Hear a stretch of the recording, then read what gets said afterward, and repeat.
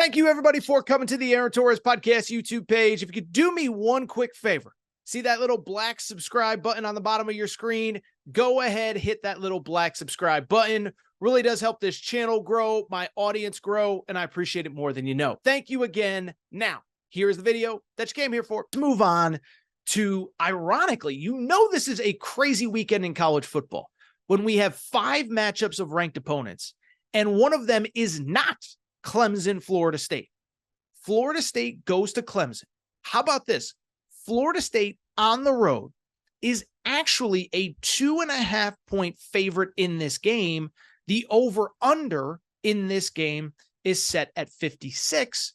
And beyond that, I would also say not only is it crazy that this game is a matchup of not ranked opponents, because Clemson's not ranked right now, but also it's a noon Eastern kickoff. That shows you the Dion effect because they wanted Colorado, Oregon at 3:30. And that shows you the effect of them being ESPN, not wanting to go head to head with Notre Dame and Ohio State, maybe the 2 biggest brands in all of college football. Now, in terms of this game, listen, you know what the narrative on these 2 teams has been so far. Florida State, in my opinion, probably, especially after what happened to Alabama last weekend, I think you could say that Florida State probably has the most impressive win of the college football season. Early in the year in Orlando, neutral site against an LSU team that has looked awesome in their other 2 games, Florida State ran away from them. Now it was close going into halftime, coming out of the third quarter. Florida State, that 31-0 run for the victory. But then I think one night later, that was also the other big storyline of week 1. As good as Florida State looked, Clemson looked just as bad. You don't need me to tell you, 28-7 was the final score at Duke. Now, Duke's a good football team. Mike Elko's a good football coach. But when you're Clemson, that is not a loss you can take. And now it sets the stakes for this game so high as Clemson comes in at 2-1, Florida State 3-0. Florida State admittedly coming off a not great performance against Boston College.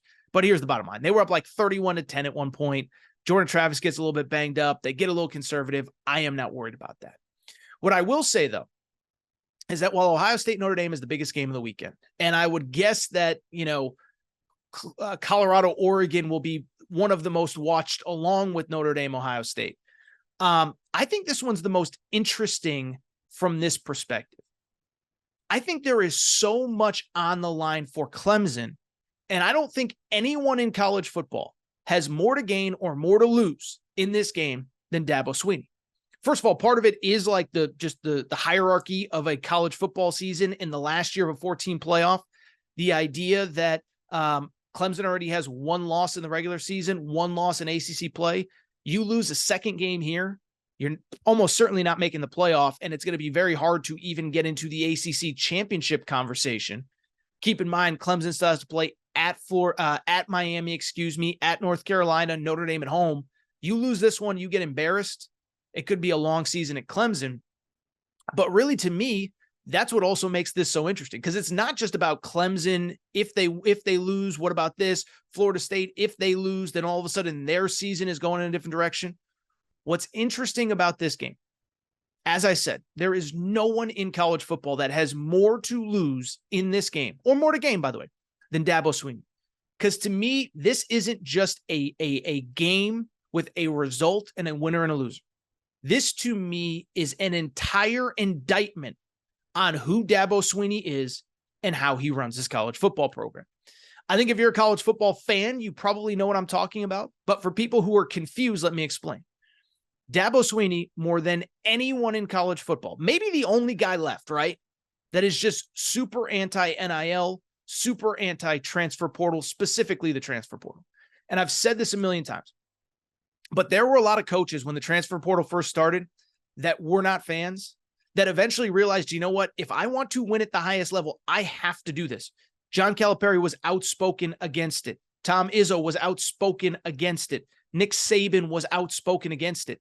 And eventually they realized, like, you know what, I might not like this rule. And John Calipari even said this. John Calipari said, I don't like the rule, but my job is not to make rules. My job is to do what is best for Kentucky basketball. I got to start hitting the transfer portal.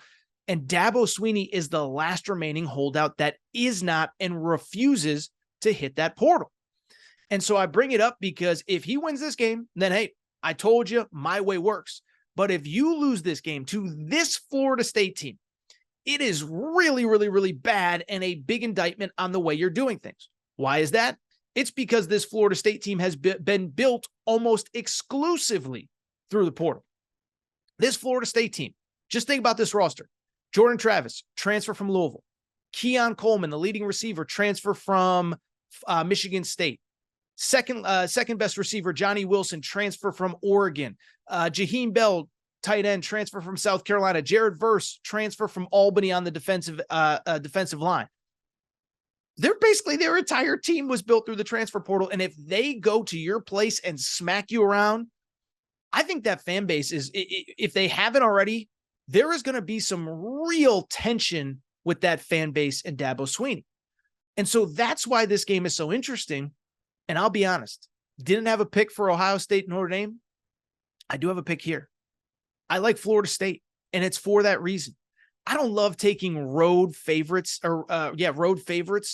especially in hostile environments. But when I look at this game, this is what stands out. Florida State looks more like Clemson at this point than Clemson. And I was thinking about this in the lead up to the game. Was texting my buddy Jake Fagus, who writes at Aaron Torres Online. I said, where does Clemson, we're talking little old Clemson, Dabo Swinney, multiple college football playoff appearances, multiple national championships. Where does Clemson have an advantage here? Let's just go position group by position group. Florida State has the better quarterback. Florida State definitely has the better wide receivers. Florida State has the better offensive line. Florida State has the best edge rusher in this game. Florida State has the, secondary is a little bit of a question mark. Clemson has spots where they're good, but their running backs are good, but I don't know if the offensive line can block for them. And beyond that, the defensive front is good, but this is the best offensive line they will see all year. And so I like Florida State because I'll be honest, I've thought about this all week. Outside of something crazy happening, a bunch of turnovers from Florida State. That's not who they've been. Jordan Travis being more hurt than we realized. He got banged up in the Boston College game. Mike Norvell said this week that he's fine. Assuming there's nothing crazy, what is Clemson's path to winning this game? Don't have the better quarterback, at least not that we've seen. Don't have the better skill position guys. Don't have the better offensive line. The defensive front's going up against a very good offensive line in Florida State's own right. Where is the spot that Clemson can win?